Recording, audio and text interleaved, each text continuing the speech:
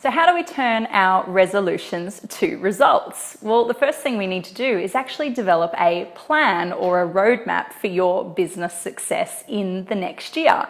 And what we know is that those who fail to plan actually, in fact, plan to fail. So I'm going to give you 4 key things to take away with you from today's video. The first one, don't be afraid to dream. List out all the ideals that you would like to achieve in your business. Just brainstorm them. Anything is on the table, get them out there. Second part to that, list out your needs. What are the critical things that you actually need to achieve in your business this upcoming year?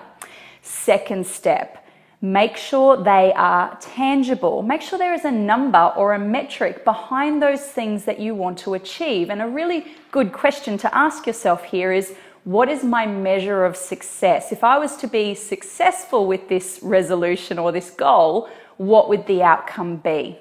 The third step, what do we need to stop, start, or change? And when I say that, it's a part where we can say, what have we already done in the past and done really well? And what have we done in the past that maybe we need to improve upon?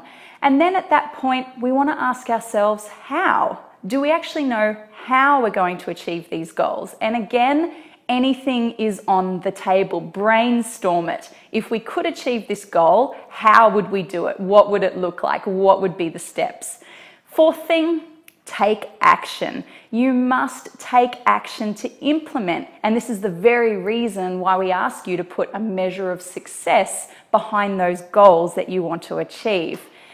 Final thought for you is, you don't need a new week or a new day or a new month or even a new year to start. You just simply need to start. So good luck with turning your resolutions into results.